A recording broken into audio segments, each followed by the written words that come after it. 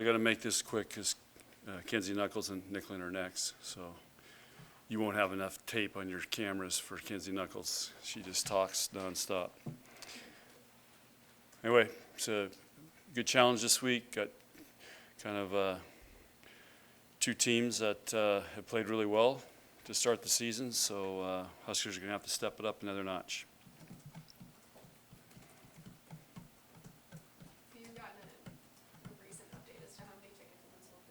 No, I'm not on senior exec or ticket office calls or anything, so I'm the last to know.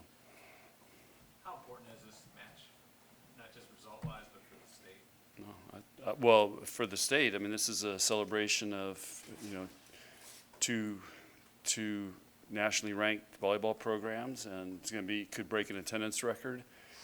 So it's just a reflection of volleyball's a state treasure here, and it's a great example for all the young kids playing, all the high school teams that are playing. Just to see how important volleyball is here, and then it's the Final Four is going to be in the same building in December, so it's a very significant match in that regard. What stands out about Creighton's team from what you've seen? Well, their two outsides are really solid. North Sis is having a great year, and Keeley's been around for a while, and I think their setter's really good, and they got a nice libero transfer. But it's Creighton volleyball. They're very well coached. They play great volleyball. They're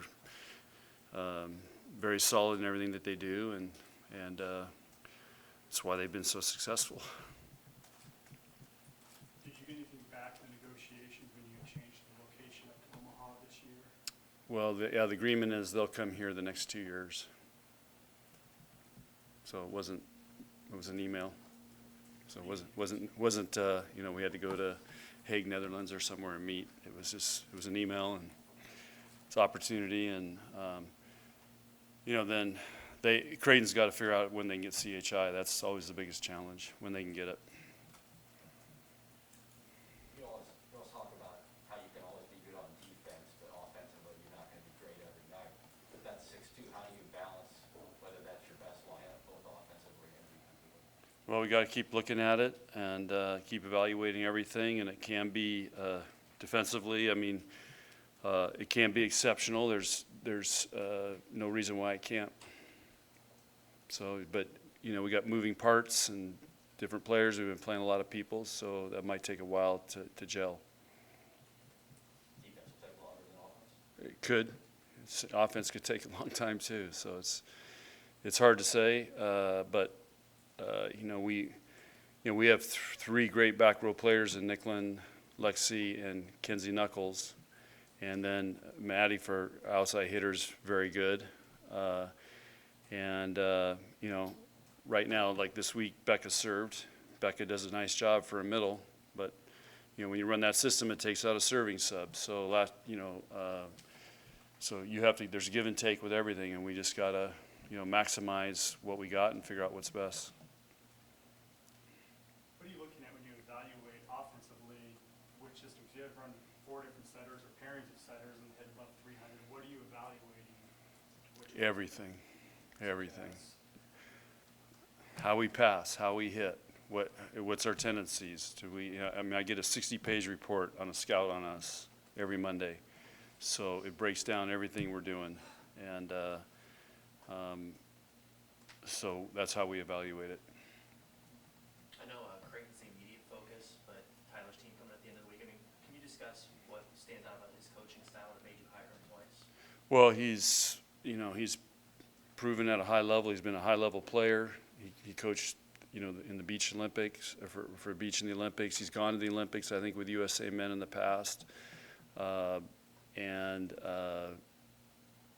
He's an exceptional coach. I've said that many, many times. He made me a better coach. And, now he's getting to run his own program, which is great. And he's doing a heck of a job. And I love the phone calls from him because it's, God, I never have time to do anything. I see why you're so stressed out all the time, and and he's out handing out tickets as well.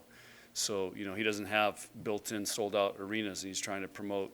So he's really working on rebuilding a program that had a lot of tradition, connecting with alumni, trying to get people in the stands. I don't know what their attendance was this weekend, but and then coach his team, which I think he's got several transfers as well. So it's a daunting challenge, and I love it because every assistant coach, when they go be a head coach, they always call back, or when you see him, it's like, I had no idea, how much goes into all this. And so, but that's how you learn. The fact that he knows your system and your players so well, does that stress you out anymore? No. They'll be well prepared. It's just like we will be. I mean, everybody's,